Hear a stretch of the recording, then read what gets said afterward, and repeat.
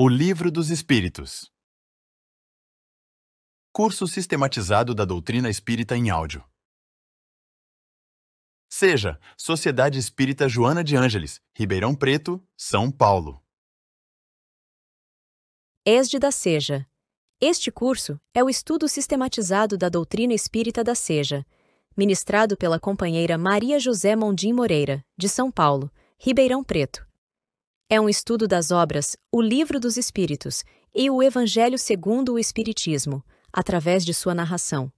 São aulas feitas nas quintas-feiras, na Sociedade Espírita Joana de Ângeles, ministradas por 15 anos, sendo 32 lições do Livro dos Espíritos e 32 do Evangelho segundo o Espiritismo, intercaladas com o estudo do passe.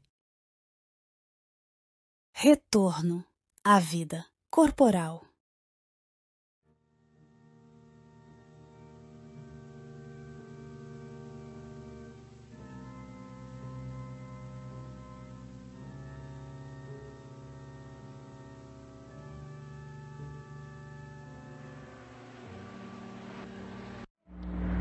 Nosso boa noite a todos. Estamos aqui vivendo a nossa aula número 16, na sequência do estudo sistematizado, hoje com um assunto assim altamente interessante, mas para nós que estamos aqui encarnados, no momento não preocupante. Quando se fala de desencarne acerca da morte, os encarnados ficam assim preocupados, roendo as unhas.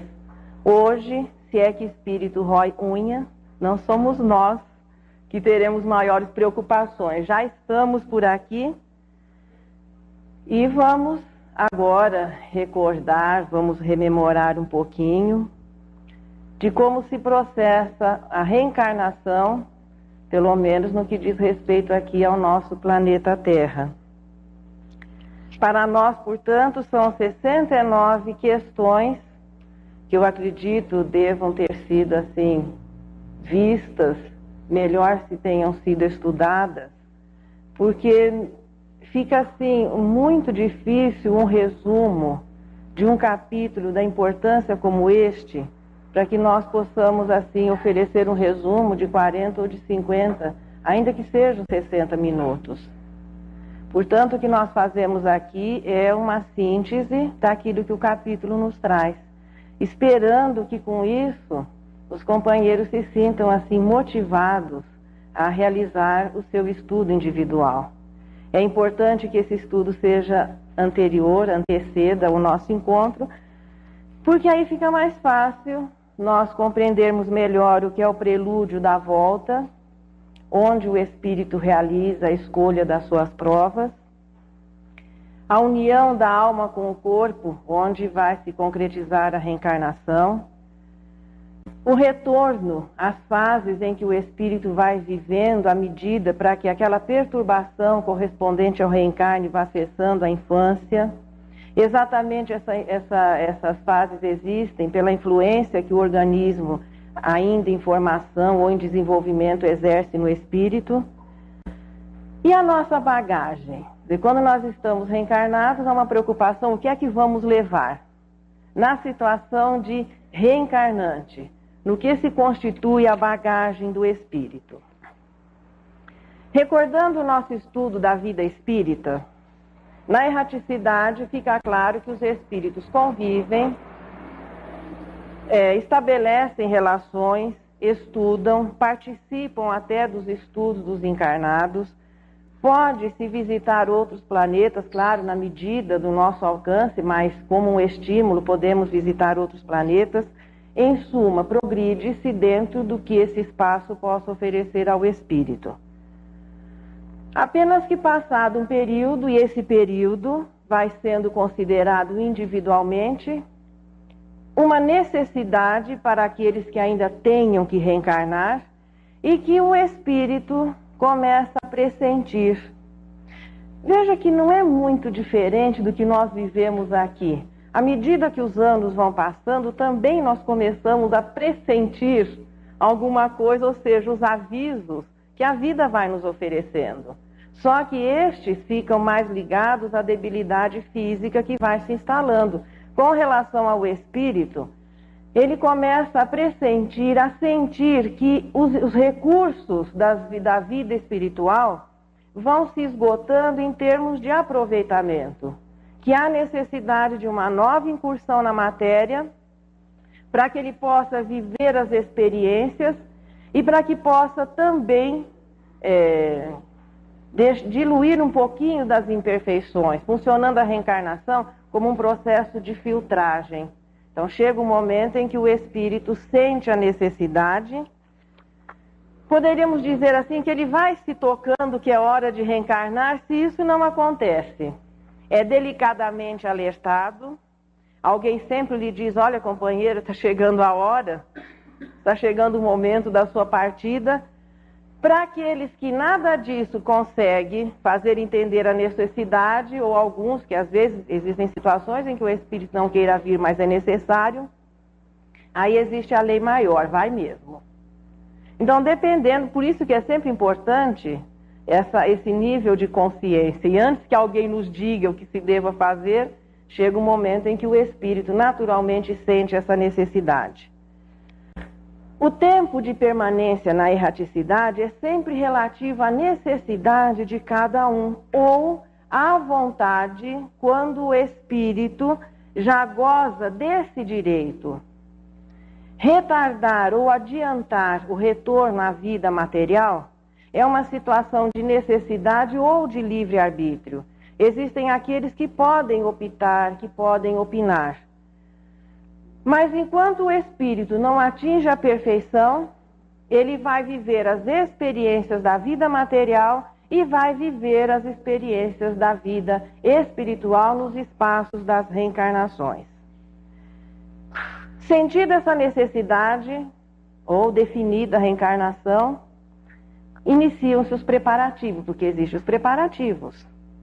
Os acertos familiares, detalhes acerca do corpo, a escolha das provas, que faz parte do capítulo anterior, mas que nós colocamos neste. É o momento em que os espíritos aqui deram o nome de prelúdio. É aquela fase que antecede a reencarnação propriamente dita. E quanto mais for consciente o espírito da realidade em que vive, quanto maiores forem os seus méritos, ele participa muito mais desse planejamento, dessa fase, como outros que às vezes não têm essa condição. Quanto mais consciente, portanto, mais a sua vontade participa desses preparativos. É tempo de reuniões com os futuros pais. Então não é incomum que aqueles que vão ser os pais sejam levados para que possam assim sentar, conversar, recordar compromissos assumidos até anteriormente. Aqui nós estamos tratando do modelo clássico de reencarnação padrão terrestre. Existem aqueles que têm às vezes uma reencarnação mais tranquila e outros que vivem essa fase de uma maneira mais difícil. Nós estamos tratando do normal. Então é normal que os espíritos se encontrem no estado de emancipação do sono, os pais vão, se encontram, conversam, acertam os últimos detalhes. Para o espírito, dependendo da sua situação, é uma fase de maior ou de menor ansiedade. Por isso eu disse que talvez algum fique até roendo a unha, porque é a hora de começar a vir. É aquele momento, veja, nós temos assim muitas preocupações com o desencarne. Mas o reencarne é um motivo de preocupação para o espírito, porque ele está lúcido. Com relação às experiências anteriores, o quanto ele aproveitou, o quanto ele deixou de aproveitar, com relação àquele planejamento que vai sendo organizado, o que se espera daquela reencarnação. Então é uma fase que muitas vezes o espírito vive com maior ou menor ansiedade diante das provas que deverá vencer. É o início do dia, quando nós temos um planejamento, mas ainda não o realizamos. Por que é que se escolhe as provas ou se planeja a reencarnação nessa fase em que o espírito está na erraticidade? Nós não poderíamos, de repente, planejar por aqui, na próxima encarnação, gostaria de viver isso. Não, é na situação de espírito livre da influência que a matéria exerce, livre dos interesses de ordem material, lúcido com relação à sua verdadeira identidade de espírito, tendo diante de si as experiências do passado, o que ele espera é nesse momento em que o espírito vai, aqueles que têm condições, escolher, planejar, os que não têm, a bondade divina através das suas leis, programa sempre o que é melhor, é o espírito que escolhe, não o homem.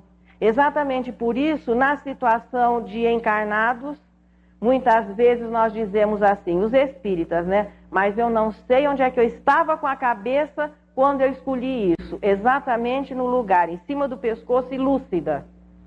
As reclamações começam por aqui, porque nem sempre os nossos interesses de espírito são exatamente os mesmos interesses aqui do momento. Aí reencarna-se, o corpo para o espírito imperfeito é confortável, é agradável, oferece sensações, a vida material é altamente interessante. E ele se sente tolhido diante do seu próprio planejamento, das suas próprias opções, porque em verdade nós gostaríamos de ser bonitos, saudáveis, ricos, sem problema nenhum, com todas as facilidades, passando uma reencarnação de lazer. Mas não são estas as nossas propostas de espírito. Portanto, a escolha é onde fica bem caracterizado o livre-arbítrio. A escolha é feita num momento de lucidez. Depois de passar um período na vida espiritual, não é quando se chega, depois de haver passado um período, quando, sentindo a necessidade ou sendo delicadamente convidado, ou até, de uma certa maneira, empurrado, que o espírito vai planejar a próxima reencarnação. Aqui é colocada a ideia como escolha das provas. Mas não existem apenas provas, existem as situações expiatórias. A prova é sempre escolhida ou aceita quando oferecida. É uma situação em que o espírito vai se colocar em prova, a proposta de vencer, de realizar, de trabalhar. E quando nós estamos vivendo as situações provacionais, Joana de Ângeles ela oferece um critério. Como é que nós vamos saber se estamos em prova ou se a situação é uma expiação? Ela diz que quando é prova, de ordem geral, não existe a revolta. E a expiação, ela sempre pesa, porque a expiação é a aplicação da pena. O indivíduo contrariou as leis, burlou as leis, não respeitou o seu corpo, não respeitou a vida. A expiação é a consequência direta, portanto, é como se fosse uma imposição. E a prova não, é alguma coisa escolhida. Um exemplo de prova, mediunidade. Mediunidade não é expiação, não é castigo e nem é privilégio. É uma prova, é uma oportunidade de trabalho que é oferecida ao espírito, e aqueles que são portadores de faculdades mediúnicas têm dentro de si recursos suficientes para viver essa experiência com tranquilidade. Por isso não adianta tentar nem devolver ou querer ser aquilo que não planejou. Para que alguém venha com a prova da mediunidade, já implicam modificações perispirituais e físicas para que ele realize a sua tarefa. Portanto, a mediunidade é uma prova e o espírito, nessa situação, tem condições de viver com tranquilidade a sua faculdade mediúnica, prestando um serviço à humanidade. A expiação é a aplicação direta das leis. De repente, alguém em uma existência ou em existências anteriores não valorizou devidamente os bens materiais, não conseguiu ser um mordomo, parece que foi isso que a Irene leu hoje, não conseguiu ser um mordomo honesto e eficiente dos bens do Senhor que lhe são confiados, ou às vezes envereda para o campo da avareza, aquela situação de adoecer no contato dos bens materiais. O indivíduo pode passar uma existência ou algumas existências em que ele planeja para ele dificuldade, miséria, ausência de recursos, para que ele aprenda a conviver com os bens. Os que têm mérito, portanto, e esse mérito significa elevação moral, significa discernimento, estes planejam juntamente com os espíritos superiores. Os que ainda não têm, naturalmente Deus vai oferecer sempre o que é melhor para cada existência. Sentida a necessidade, ou delicadamente convidado, ou empurrado. Planos efetuados, família e corpo definido.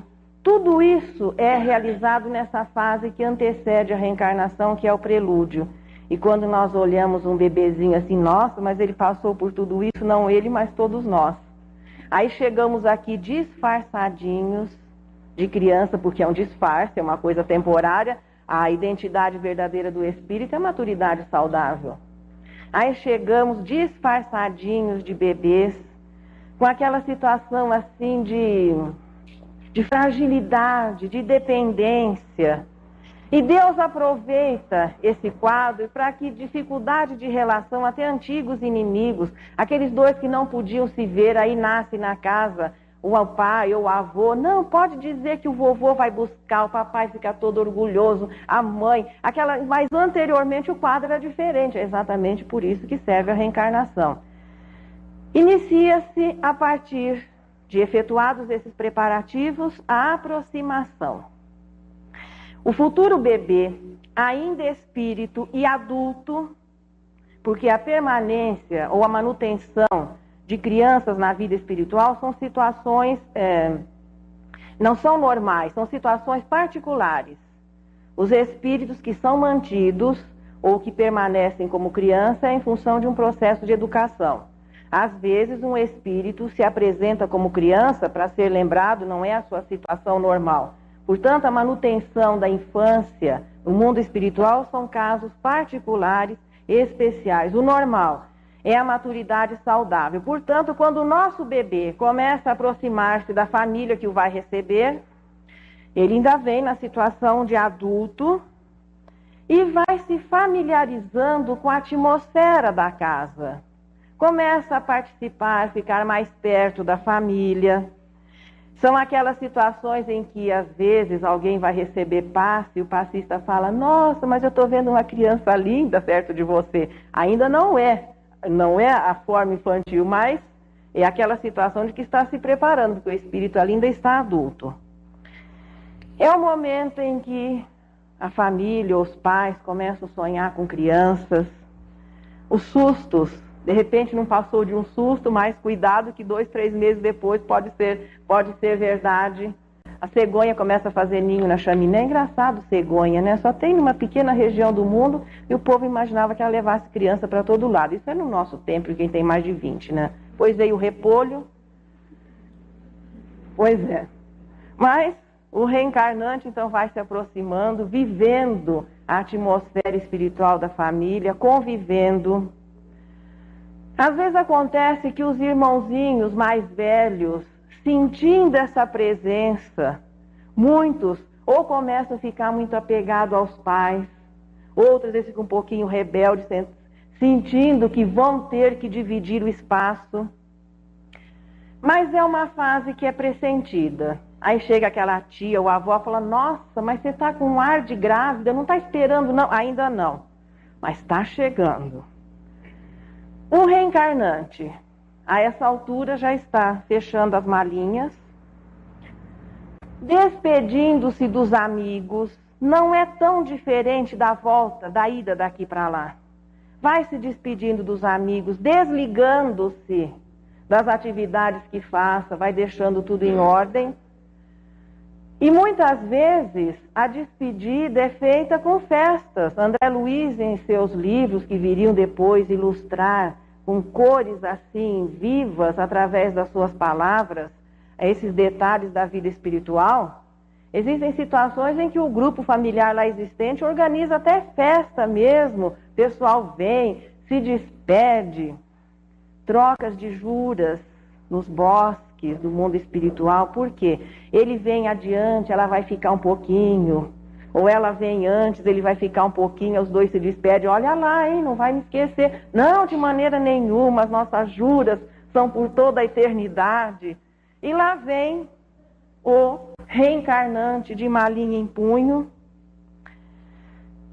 homem ou mulher, anteriormente na maturidade saudável, vai retornar aquela frase que Nicodemos fala para Jesus, quando Jesus lhe diz que ele precisaria nascer de novo. E Nicodemos, entendendo perfeitamente a ideia que Jesus estava colocando, mas como sendo eu um homem velho, poderei retornar ao ventre da minha mãe? O homem velho não, mas o espírito tranquilo, o corpo fica aqui, volta como espírito, e um novo processo de reencarnação tem início. Existe na espiritualidade superior os espíritos especializados na reencarnação, com profundos conhecimentos de genética, bons espíritos que auxiliam diretamente aqueles que vão reencarnar.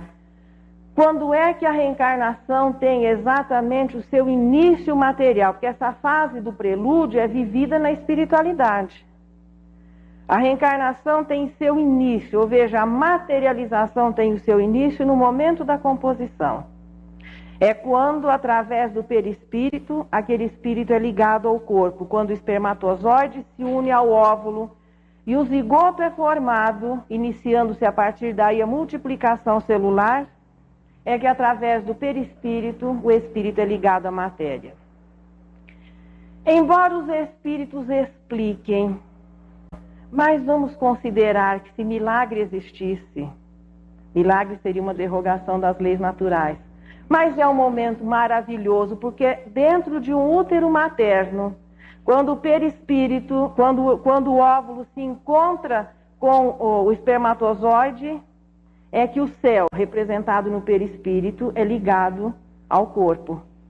Ainda é difícil para nós compreendermos, porque é o espírito através do perispírito que se liga ao corpo, e este fato acontece dentro do útero da futura mãe. Naquele momento, portanto, tem início a reencarnação, passando a ser o perispírito o molde moral do futuro corpo.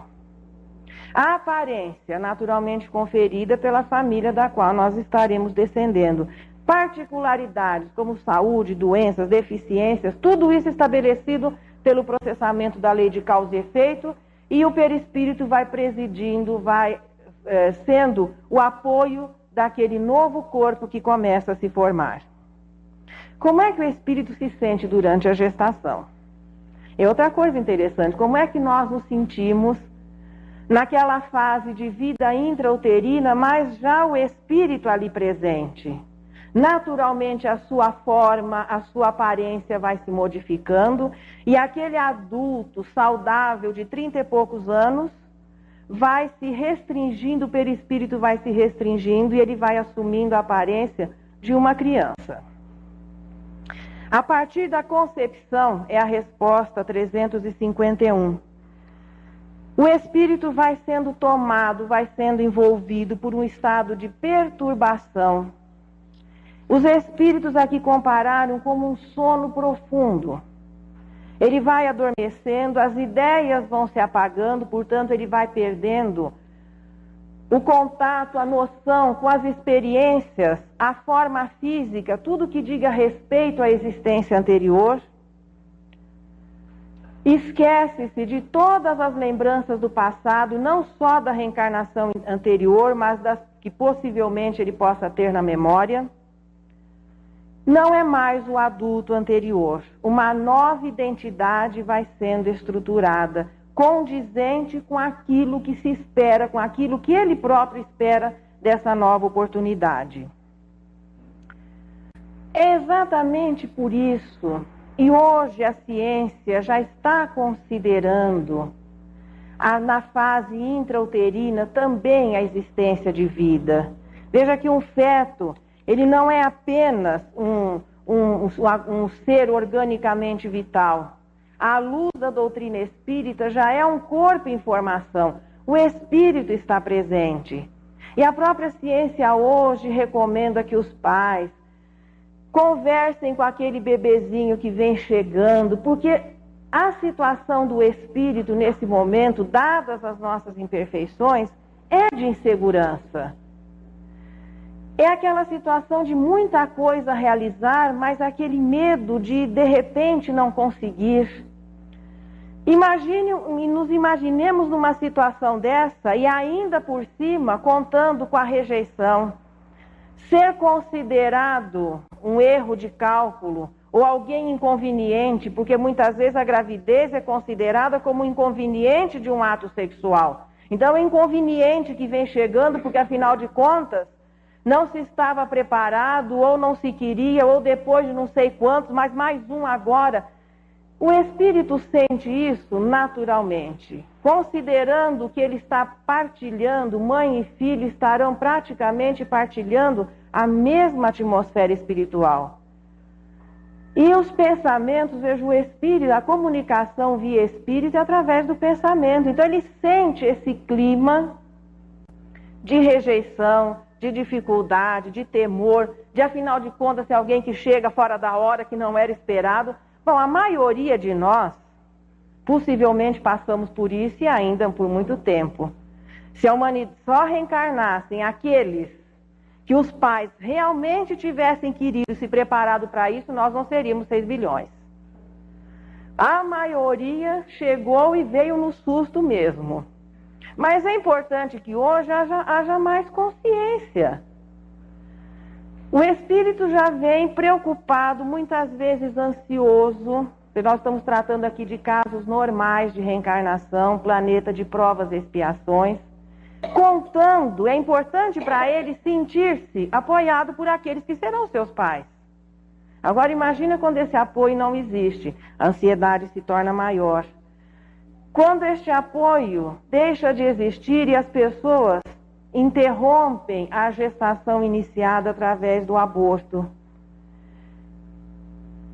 Quando se coloca esses assuntos, é muito importante se considerar um aspecto. Quando nós não sabíamos, a nossa responsabilidade era maior. Mas a partir do momento hoje, nós estamos sendo informados a partir de hoje que aquele feto que vai se desenvolvendo a partir da concepção não é só um organismo vital, ali existe um espírito. O processo de reencarnação já está iniciado. Então é importante que a partir desse momento nós ofereçamos o nosso melhor para que aquele indivíduo se sinta mais tranquilo, bem recebido. Interromper uma gravidez, o aborto é correspondente a um desencarne. Embora o corpo ainda esteja em formação, as ligações já existem. Mas voltando àquele período em que o espírito fica ali, entorpecido, esquecido, é uma situação realmente de um sono profundo. Os espíritos dão o nome de perturbação também, semelhante àquela que sucede ao desencarne. Só que a perturbação estabelecida pelo desencarne não é um processo físico, é apenas um processo moral. E o espírito pode revertê-la em minutos, em horas, em anos, o normal seriam 8 dias. Não depende de um processo de desenvolvimento físico. Já a perturbação do reencarne é um processo físico. À medida que os órgãos vão se desenvolvendo, é que o espírito vai se tornando mais senhor de si. Até os 7 anos, o processo de reencarnação ainda está em andamento. Por volta dos 7 anos, 7, 8 anos, são efetuadas as últimas ligações, não que o espírito não esteja encarnado, mas ainda são ajustes que são feitos. A partir daí, cada vez mais, o espírito vai se tornando senhor das suas faculdades, dos seus sentidos.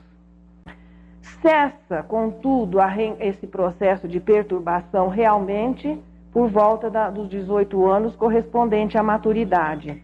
Porque aí os órgãos não exercem nenhuma influência, já estão desenvolvidos. Não é o acaso que faz com que a maioridade seja considerada a partir daí. A partir daí, ele é um indivíduo lúcido. O seu corpo, em situação normal, não lhe oferece mais limitações, o que não ocorre ainda nas fases anteriores. Independe da condição moral a reversão desse processo. Espíritos elevados ou espíritos imperfeitos vivem a infância, puberdade, adolescência, juventude, porque são fases em que o organismo exerce uma influência maior, é claro, que um bom espírito vai viver essas passagens de uma maneira mais tranquila do que outro, mas a parte física vai existir e a influência vai existir. A infância é a fase que sucede ao reencarne. É onde a limitação dos órgãos impede o espírito de gozar as suas faculdades. E isso o torna mais sensível, mais acessível, existe como uma sujeição. A criança depende do adulto. E é em função dessa dependência que é estabelecida pela limitação física que aquele espírito tem uma facilidade maior de aceitar aquilo que lhe é oferecido num processo de reeducação. É nessa fase, diz a resposta 387, que se pode reformar os caracteres e reprimir os maus pendores. Aí fica bem definida a importância da infância, que parece ser, segundo as informações, padrão não só no planeta Terra. É um período de repouso para o espírito, sim. Ele vem desobrigado, pelo menos durante boa parte da sua infância e da sua juventude, ele vem desobrigado de uma série de tarefas que depois ele vai assumir responsabilidades na idade adulta. Contudo, é uma fase de grande limitação e de muita dependência.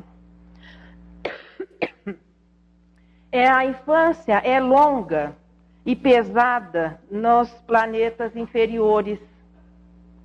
Os espíritos usaram na vida espírita o termo obtuso, porque ela limita mesmo a faculdade, ela limita mesmo as expressões do espírito, mas é necessário e fundamental num processo de educação. Tanto é necessária, diz a resposta 382, que está na ordem da natureza. Faz parte, portanto, no processo de reencarnação, a fase da infância, que é quando o adulto tem o encargo, tem a responsabilidade, já que paternidade e maternidade é uma missão, de orientar, de instruir, de encaminhar aquele espírito que, limitado pelos órgãos, não tem registros ainda de informações no consciente dessa existência, está pronto a receber aquilo que o adulto lhe oferece como informação e assimilar principalmente os exemplos. À medida que os órgãos vão naturalmente se desenvolvendo e que o corpo vai se desenvolvendo, a perturbação vai se dissipando, ficando restrito, veja, o esquecimento do passado e a dosagem do coeficiente de inteligência.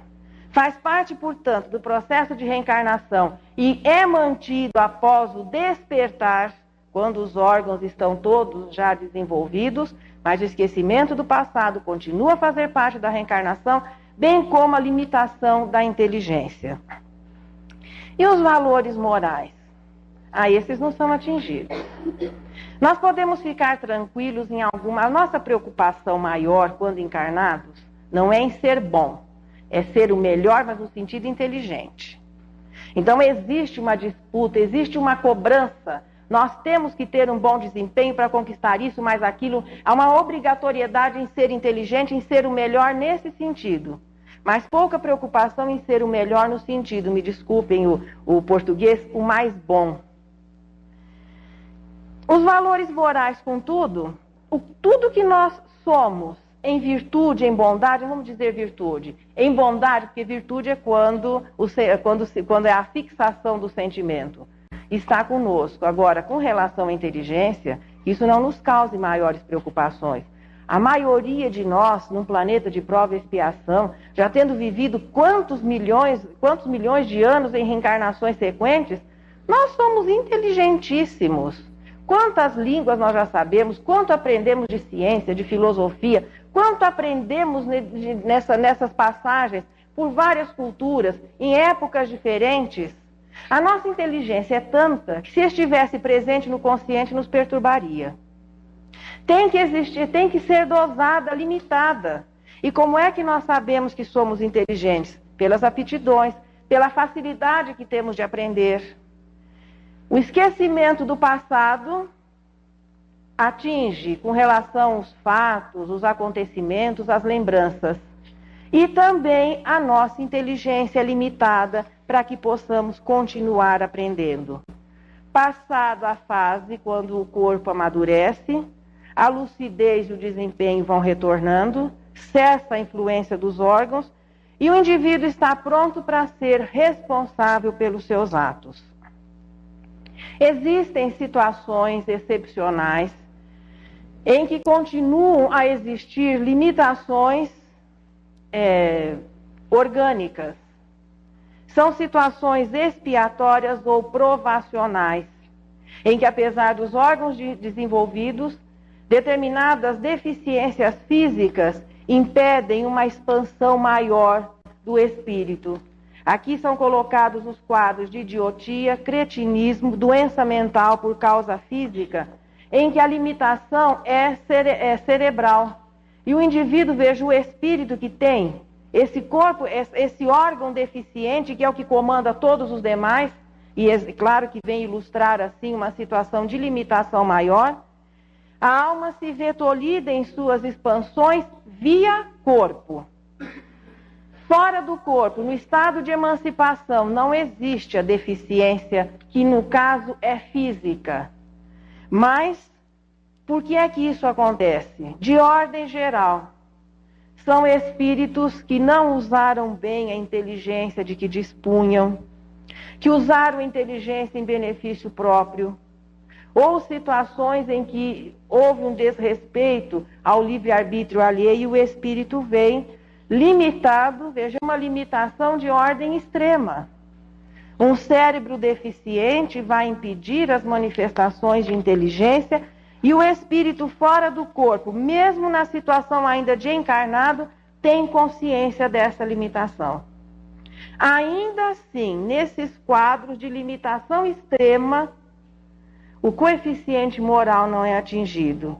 E as pessoas que têm experiência no campo veem pacientes portadores desse tipo de deficiência, alguns já com tendências boas, mais tranquilos, mais acessíveis, e outros que se apresentam em quadros de revolta terrível, endurecidos. Mesmo em uma deficiência desse tipo, os valores morais permanecem. Portanto, muito mais inteligente do que aparentamos, e possivelmente com baús abarrotados de diplomas, podemos contar. Mas ninguém se imagine sendo um anjo disfarçado de imperfeito, que é para nossa perfeição não humilhar os outros, não. Aquilo que nós temos, ou melhor dizendo, que somos em bondade, em paciência, é exatamente essa a nossa realidade.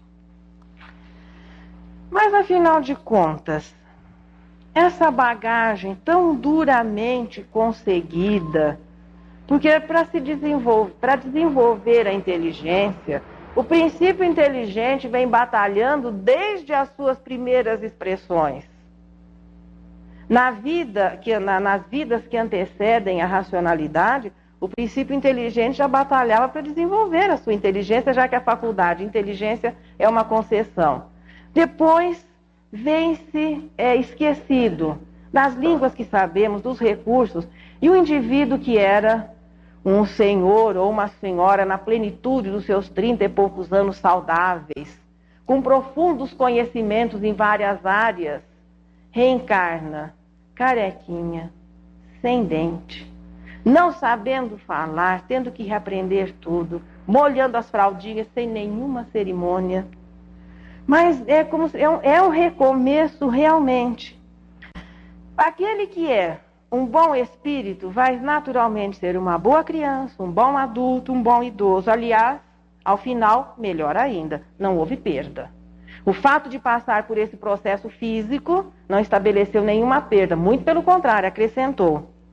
A inteligência é dosada realmente. Quem é que aguentaria alfabetizar um jovenzinho de 5 ou 6 anos que tivesse na sua bagagem maior conhecimento do que aquele que ia ser o seu professor? Seria muito difícil. Então a infância é muito importante. As facilidades, a nossa bagagem, afinal de contas, é nossa. Ela vai se refletir nas aptidões, nos pendores, nas facilidades. Os arquivos ficam naquilo que é chamado de memória extracerebral, bem como as lembranças do passado. É outra coisa que as pessoas cobram invigilantemente essa situação de lembrança do passado. Mas nós não poderíamos saber? Eventualmente alguém pode nos revelar?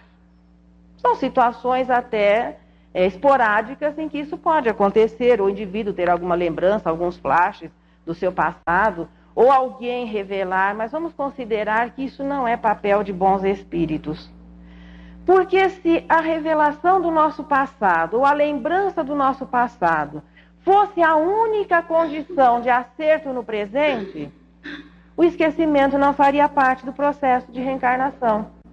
Nós somos tão imperfeitos ainda, que se nos lembrássemos dos nossos feitos, possivelmente ainda nos orgulharíamos das trapalhadas que fizemos. Ou então ficaríamos tão chocados com as coisas que aprontamos que o nosso livre-arbítrio ficaria tolhido. E isso nos impediria de tomar decisões. Esquecido do seu passado, o homem é senhor de si. À medida que vai se elevando, o espírito vai tendo acesso aos seus arquivos, vai tendo acesso às suas lembranças. As lembranças fazem parte, são arquivadas conosco. Não há necessidade que outros nos revelem. E muitas vezes isso, principalmente hoje, que a reencarnação, veja, já saiu do domínio da doutrina espírita, e que as pessoas até receitam, recomendam recordar-se do passado para resolver até problemas corriqueiros no presente. Uma coisa importante a se considerar. A maioria de nós, às vezes, gostaria de saber quem foi. E Papai do Céu, sabiamente, aliás, como em todas as outras decisões, faz com que no processo de reencarnação a lembrança seja apagada. E aí nós podemos conviver até com antigos desafetos. Evidentemente que simpatia e antipatia vão se estabelecer nesses encontros.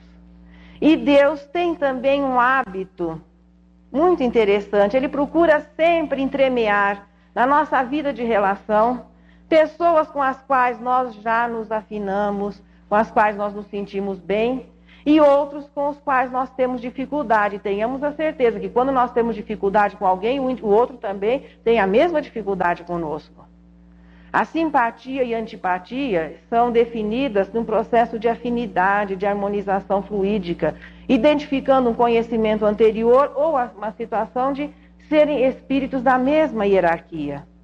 Mas a situação de reencontro de pessoas que até se odiaram vai estabelecer muitas vezes um relacionamento difícil. Imagine-se lembrando dos fatos.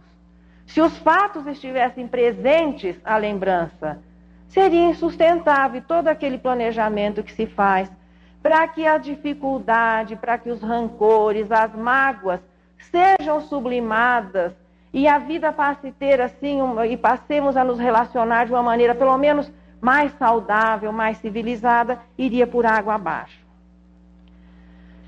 Quando nós estivermos muito preocupados, às vezes pode existir alguém que tenha essa preocupação e tenha certeza que existe, de saber quem nós fomos. É só lembrar um detalhezinho. Quem ficou esquecido, mas o que nós somos, nós sabemos verdadeiramente. A maioria das vezes nem admitimos. E ficamos muito aborrecidos quando, principalmente, o inimigo é ótimo para falar o que nós somos. Porque ele levanta todas as imperfeições e vem e faz o seu perfil moral negativo e muitas vezes com muito acerto. Então nós, muitas vezes, temos dificuldades em aceitar o que nós somos e ficamos aborrecidos quando alguém diz. Só que isso também não é o mais importante. O importante é saber que nessa existência, nós temos tudo o que é necessário para a nossa melhora. E o futuro? As existências futuras podem ser reveladas?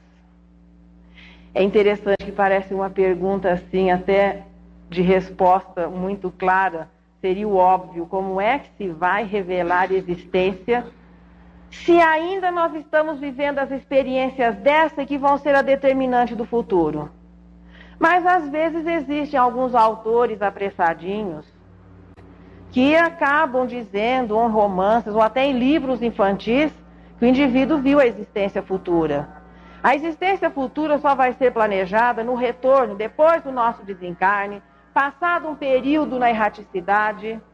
Chega um momento em que, lúcido, tranquilo, nós vamos planejar a existência futura. Como é que daqui nós podemos dizer? A gente pode até enviar alguma sugestão para o Papai do Céu, mas, possivelmente, na hora de se estabelecer o plano, nós mesmos não vamos aceitar aquela sugestão feita quando a matéria, quando os interesses toldavam a nossa visão. De modo nenhum se pode revelar a existência futura, porque o futuro depende da realização da atualidade. A reencarnação, portanto, é o recurso mais lógico, de bom senso, para que o espírito atinja a perfeição. É vivendo as experiências do dia a dia, da hora a hora, podemos trazer até para o minuto. É vivendo os percalços, as dificuldades, mas também as alegrias, vivendo os momentos felizes de cada reencarnação que o espírito vai atingir a perfeição. Qual é a nossa melhor reencarnação? É uma pergunta que às vezes ocorre. A maioria das pessoas, eu não sei não, mas eu imagino que o Egito deva ter sido um país muito mais populoso do que a história registra. Já viram quanta gente se diz reencarnação de Faraó? Acho que não teve tantos. O que tem de personalidade da Revolução Francesa, reencarnado agora na atualidade no movimento espírita no Brasil, não estou afirmando que exista, é a afirmação de outros. Teve uma época que o pessoal escrevia determinados artigos nos jornais e estavam fazendo um mapeamento de quem foi fulano, cicrano, as personalidades, Marat, Robespierre, Danton, da Revolução Francesa. Sabe o que aconteceu de duas pessoas se dizerem a reencarnação de um? Que eram jornais diferentes, equipe diferente. Eu falei, acho que eles deviam ter conversado antes para saber quem é quem. Porque um disse que era um, outro dia, afinal de contas, não ficou sabendo quem é quem. Faraó e viver no Egito, então, deve ter sido um país assim mais populoso que a China. Porque todo mundo que vive na atualidade hoje diz que viveu no Egito. Que foi Faraó, não sei das quantas. Eu acho que não existiam, por exemplo, soldados, só generais, imperadores. Povo escravo não deve ter existido. Só existiam senhores. E os faraós não deviam ter súditos. Era todo mundo faraó porque não houve espaço para caber tanta gente por lá. Aí vem aquela coisa assim, mas aquela deve ter sido a melhor reencarnação? A melhor reencarnação nossa é a de agora. As passadas, em algumas pode-se ter tido algum realce, ter feito alguma coisa importante, mas vamos considerar que tudo aquilo que o espírito faz em função do seu desenvolvimento é importante, e que papéis de destaque na história não são tantos. Mas a história é realizada não com os destaques. A história é escrita com a participação de cada um de nós. Portanto, a nossa melhor reencarnação não foi aquela do passado. A nossa melhor reencarnação até agora é a de hoje. É esse momento, aliás, o momento mais importante na nossa vida de espírito é esse que estamos vivendo nesse instante aqui na Seja. São exatamente 21 horas do dia 13 de junho de 1996. Na nossa vida de espírito, esse é o momento mais importante. Muitas vezes, situações, alguma coisa que a gente consiga alcançar é decisivo, uma mudança que às vezes estava se arrastando há centenas de anos. Qual vai ser a nossa próxima melhor reencarnação? Com certeza futura, que tem tudo para ser melhor do que essa. Novamente retornaremos, Emmanuel usa o termo remorrer. Novamente retornaremos à vida espiritual. Importante que cada vez com menos traumas, com mais tranquilidade. É uma passagem natural. O processamento do desencarne faz parte da vida, então é uma situação de passagem. Reviveremos as experiências do mundo espiritual, nos reencontraremos com os amigos, iremos receber aqueles que ficaram por aqui, seremos recebidos pelos outros que nos antecederam. Passado um período, como é que diz aquele sambinha? Olha nós aqui outra vez, de malinha, mamadeira, fralda, sem dente, carequinha e molhando as fraldas sem nenhuma cerimônia, iniciando uma nova jornada. Enquanto o espírito não desenvolve o seu potencial, ele fica nessa situação de idas e vindas até que se fixe na perfeição, quando então o seu progresso não dependerá mais das experiências reencarnatórias. O que vem aí para a próxima semana? A emancipação da alma. Sonhos. Não tem quem não goste. Aliás, essa aula não fazia parte do estudo. Ela é desse programa aqui, ela era vista só nas reuniões mediúnicas. Mas, dada a insistência, procura os pedidos, atendendo a pedidos, na próxima semana, o sono, os sonhos, a emancipação da alma.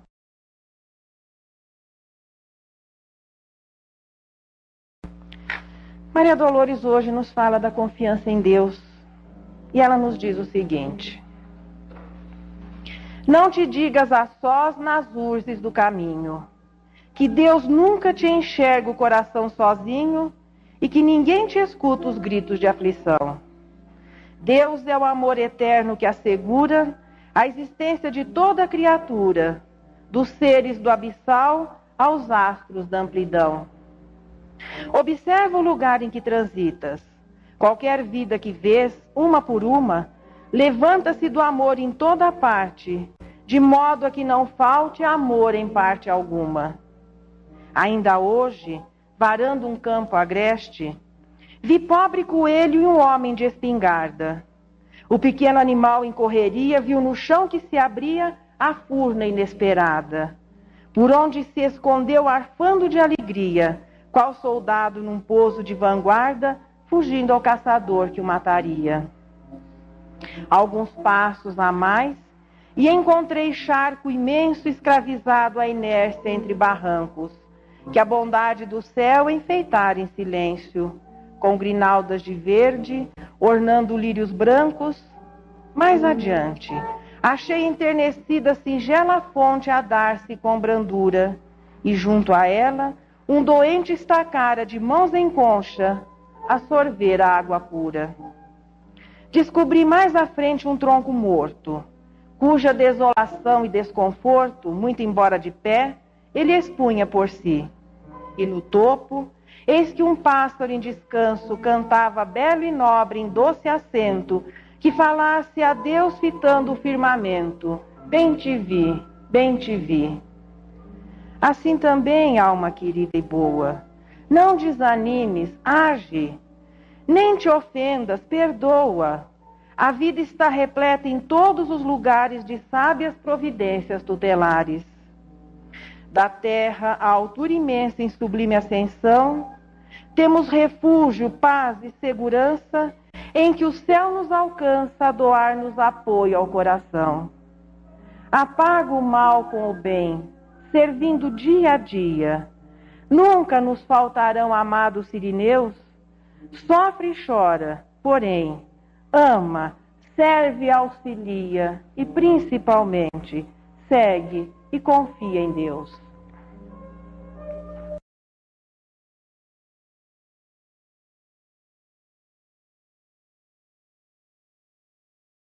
Conteúdo de qualidade, divulgando a doutrina espírita.